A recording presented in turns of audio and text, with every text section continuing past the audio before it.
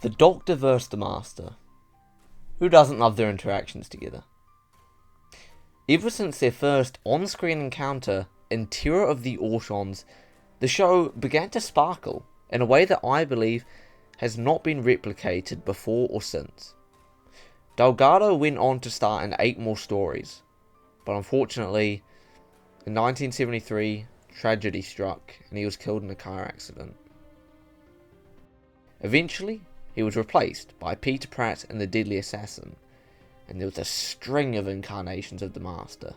But I think if you ask most people, they'll agree. Delgado, he was the best. The original. Hold on. The original? Not anymore. War Games in Colour was released last month, and it just went and changed the history of the show.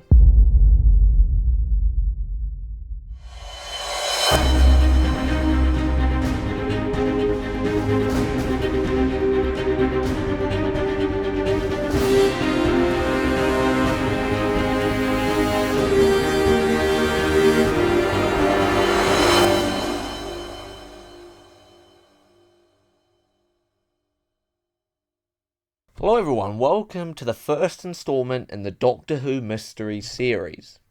The question of whether or not the War Chief is the Master has split Doctor Who's fandom. You see, elements of the War Games in Colour seemed to suggest that Edward Brayshaw's character was actually an early incarnation of the Master. Depending on how you reacted to this news, you likely go with one of the 3 groups. We have the purists, who insist Delgado was the original, and that the War Chief was his own character. There are the theorists that believe after years of hypothesizing, they've been proven correct. And there are newer viewers who probably quite like the idea of a second Doctor Master story, even though we kind of already had that in the Mind Robber, but let's not get into that. Personally, I side with the purists. The War Games, it's my favourite story, and I would have preferred it was left alone. But we're not here to discuss my opinion. We're here to try and solve a mystery. And like any mystery, the easiest way of analysing this is by going to the start.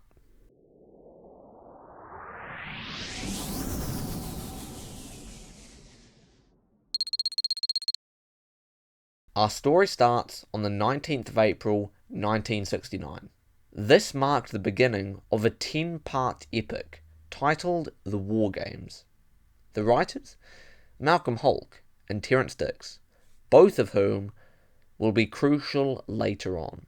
The 3 series regulars, Wendy Padbury, Fraser Hines and Patrick Troughton, would all be leaving at the end of this serial.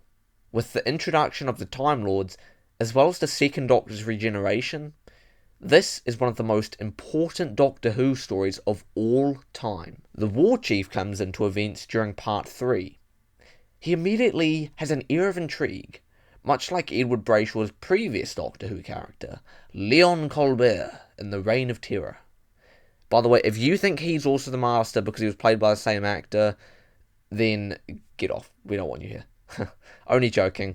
Let's continue on. The interactions between the War Chief and the Doctor reveal little, but I do want to point out 2 oddities. Firstly, their scenes together suggest a vague familiarity with each other, but future stories suggest that the Doctor and the Master had been fierce rivals for a long time. Also, the idea of the Master sucking up to the Warlord is out of character, given he usually spearheads plans. Also, it's implied that they last met prior to the first Doctor's regeneration, given the War Chief says, if they had both regenerated prior to this story, it seems a bit pointless for the War Chief to point out just a common part of Time Lord biology. Since I believe Hartnell will always be the first Doctor, it's likely that the War Chief last encountered the Doctor on Gallifrey, since I don't think they meet in the expanded media. That's all we can get from the original War Games, and indeed the rest of the televised series, with almost no mention of the War Chief in the following years. However, there is one fleeting scene in a certain story that arguably completely shatters the theory, but we're going to come to that later. I'm just going to get you to remember three characters: the monk, Drax, and the Rani. They'll be important later on.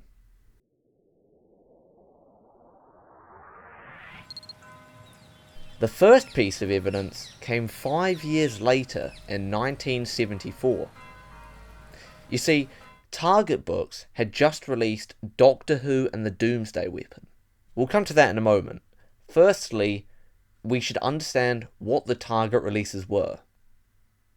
Between 1964 to 1965, the first Doctor Who novelizations were published by Friedrich Muller Limited. In 1973, Target re-released these books, and the line officially started with the release of brand new commissions for Third Doctor novelizations. The Target novels did follow the original narratives, but material was often chopped and changed. For example, the War Games novel, much like the colourisation, was condensed into a fast-paced narrative. Doctor Who and the Doomsday Weapon was a novelisation based on Colony in Space. Malcolm Hulke immediately deviates from the televised story, with the inclusion of a scene between two Time Lords. The old keeper smiled to himself, as though remembering with some glee when two TARDISes were stolen. One of them nowadays calls himself the Doctor. The other says he is the Master. Now, let's jump back to the War Games for a moment, where the War Chief says,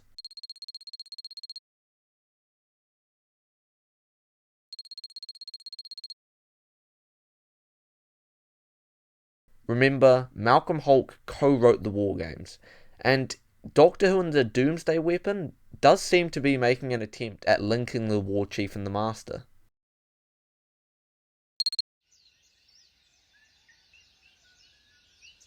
"1975 saw the publication of Doctor Who and the Terror of the Autons. Written by Terence Dicks, the novel stated that the Master was a new title for said character. Later that year, Dicks penned Doctor Who and the Three Doctors. Here, he writes that Omega and the Master were the only Time Lords the Doctor had fought. However, this does raise questions about where the meddling monk comes into events.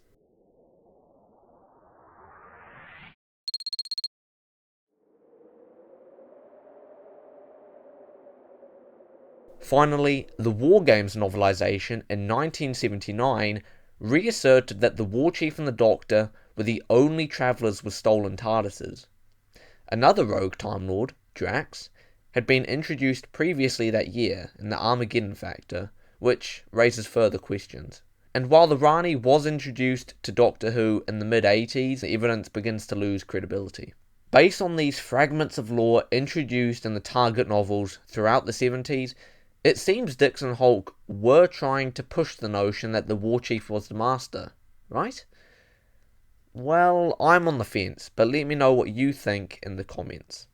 Before we go back to the War Games in colour, there is one final place we have to venture. And unfortunately, this is where things get complicated.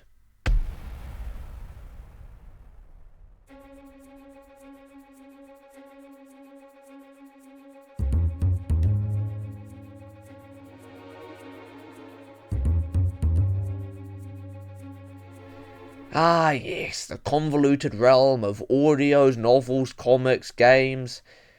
I'll do my best to guide you through it, but keep in mind the high number of conflicting accounts means that what you take out of this section comes down to interpretation.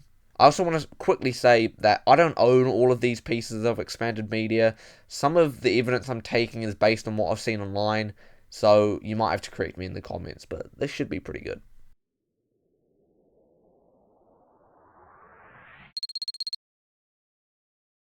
Our first piece of expanded media is the Legions of Death. The regenerated War Chief is treated as a separate Time Lord to the Master, with suggestions he was working under the Master's orders in the War Games. September 1986. The Master. CIA file extracts. Here, claims that the War Chief acted under the Master's orders in the War Games are deemed fanciful. backing the theory that they are one and the same. August 1991, Time Worm Exodus, written by Terrance Dicks, by the way. We learn that post-war games, the war chief suffered from a failed regeneration, leaving him in a deformed state. Now I'm probably going to butcher this, but I'll do my best. Under the name Felix Kriegsleiter, he went to Nazi Germany, where he was eventually stopped by the 7th Doctor. A further regeneration took him back to his original appearance, with his fate unknown. November 1992 saw the release of Flashback. There is a depiction of the Doctor's fights with someone implied to be the Master. Who, you might ask? A character named Magnus. The identity of Magnus is key to this mystery.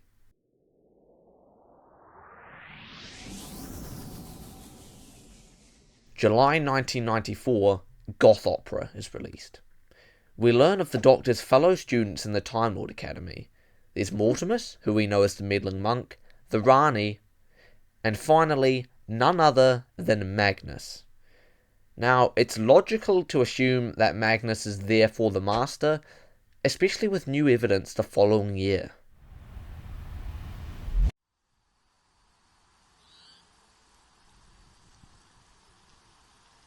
Invasion of the Cat People was released in August 1995.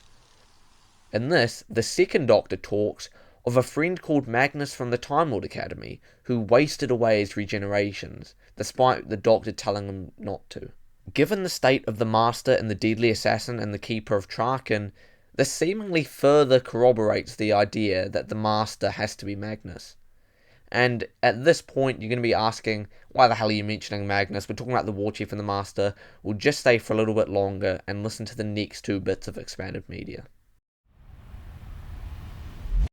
In March 1997, what's probably considered the hardest Missing Adventures novel to access was released. That's The Dark Path. The Master is depicted with the name Koschei, confirming that Master is a later title for the character, and aligning with what Terrance Dicks had written in Doctor Who and the Terror of the Autons. Also, to the delight of some fans, writer Dave McKenty left room for Koschei to regenerate into Edward Brayshaw's War Chief. Look at what he said here. The end of the book has it take several lifetimes, and, by implication, possible regenerations, for the Master to get out of the Dark Heart. This was intended to fit in with the stuff in the novelizations about the Master having used up his regenerations, but it also allows for him to actually be, say, Edward Brayshaw, if you really want him to, and that he then regenerates back into Delgado. I just want to say, rest in peace, by the way, Dave McKenty. I think he passed away a couple of months ago. I only read one of his novels, Lords of the Storm. It has the 5th Doctor, Turlough, the Sontarans. It's set in India. It's quite a solid novel, but I didn't get around to reading any of his other stuff. But yeah, rest in peace. October 1999 saw the release of Gary Russell's Divided Loyalties. A dream sequence depicts 2 characters together on Gallifrey, one of whom goes by the name Koschei, the name used by the Master in the Dark Path, and the other character is called, come on, any guesses? That's right, Magnus. Magnus fantasizes working for the Warlords. But remember, this occurs during a strange dream, so if you think this is the damning evidence that we were after, it's not really.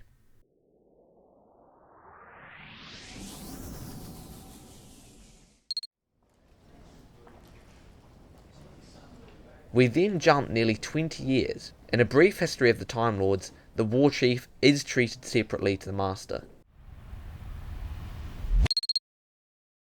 And finally, November 2019, The Home Guard.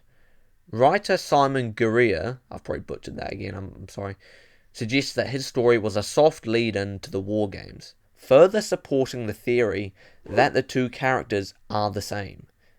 And that's based on the fact that the Master is the main enemy in the Home Guard. The problem is, this story suggests he already went by the name The Master by the time he left Gallifrey, seemingly disproving the idea he was ever called Koschei. Now, I'm not going to go down this rabbit hole of names, just accept that we don't really have a definitive answer over what he was called at what time, other than going by the name The Master from Tear of the Autons onwards. So as you can see, convoluted, conflicting, and frustrating. To me, Magnus and Koschei are the key. Who are they? If you believe they are separate characters, then the War Chief and the Master probably have to be separate in your mind. And so, here we are at last. The event that pretty much led to me doing this video. Here's what Doctor Who producer Phil Collinson told Doctor Who magazine. In my head, the War Chief was always the Master, and we've lent into that. It's brilliant, such brilliant Doctor Who, but when you imagine it's the Doctor and the Master, it becomes even more epic.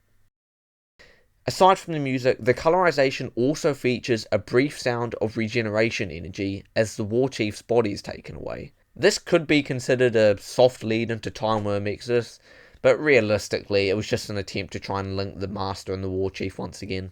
Now, I told you earlier in the video that there's one moment in one episode that arguably shatters the theory for good. Well, it's time to look at that. Any guesses what it's from? It's from Tear of the Autons. Look at this moment where the Doctor encounters a Time Lord messenger. I came to warn you. An old acquaintance has arrived on this planet. One of our people. The Master. That jackanapes. All he ever does is cause trouble. How does the Doctor know the War Chief changed his name from War Chief to Master if he's been exiled on Earth ever since he regenerated? If we assume that the third Doctor previously met the Master in another Earthbound story, then surely UNIT would be involved, and they know who he was by this point. To my knowledge, there's no Doctor Who media set in the Doctor's exile before Tear of the Autons that includes the Master. Now, you might argue that the name change occurs in Season 6B, and it's during this time that the Doctor learns the name has been changed to the Master. Now, if you don't know, Season 6B is another theory, so I'm not going to go into that too much, but essentially it's the idea that the Doctor does not regenerate on the War Games. He had further stories, and that allows for things like the 5 Doctors to fit into his timeline. But this has been pretty much disproven by the colorization. If you watch the new regeneration, it leaves almost no gaps for Season 6B to take place. When you have these questions, you realise that all the regenerating, name changing, none of it could have taken place in such a short amount of time.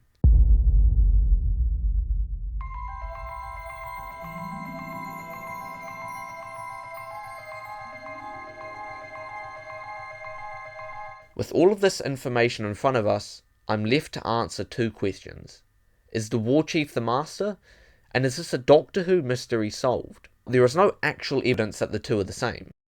Personally, I think Magnus was the War Chief, and Koschei was the Master.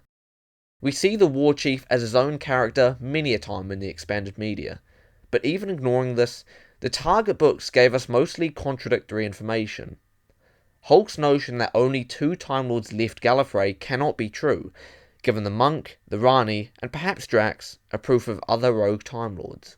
And so, with the Targa books failing to prove the theory, and with the expanded media making a stronger case for the War Chief being his own character, we're left with the televised show. As I've said, the original War Games doesn't really give us much evidence, and the colorization pretty much only has sound elements. And if music's enough to convince you, then consider this. Does the odd inclusion of the Master's theme in The Legend of Ruby Sunday mean Sutekh is the Master? No. Or does using music from the Satan Pit in the same story mean that Sutekh is the Beast? No. Although the voice actor is the same, of course. Gabriel Wolfe, fantastic. Or does the Face of Bo theme in The Last of the Time Lords mean Captain Jack's the Face of Bo? Okay, maybe that's a story for another day, but the point is, the War Games in colour does not prove the theory. For me, the conclusive evidence lies in Tear of the Autons. I won't go over the points again, but they're enough to make me believe the 2 characters are not the same. But look, that's just another opinion, right? This is a mystery that's lacked facts, because one writer says this, another writer says that. We just don't really have an answer, and that's not a bad thing. And therefore, I'm declaring this a mystery unsolved. But let me know your thoughts in the comments. I think this is one of those where there's no right or wrong answer, and that's the way it should be. Whatever's in your head canon, that's alright. But if people disagree with you, don't get annoyed, because in a show that's been going for 60 years, there's going to be times where we disagree with each other. And that's alright. That's part of the show. It's part of any show. So yeah, that's pretty much all from me. Feel free to let me know in the comments if you noticed, if you're very eagle-eyed, how many times that dialect changed. If you didn't, maybe you can go back and watch, find out how many times, up to you. But yeah, like, subscribe, share, any of that stuff. That helps the channel. Your support means a lot to me, guys. Thank you to everyone who subscribed and even watching. I appreciate it. Anyway, I'll see you later. I'm out.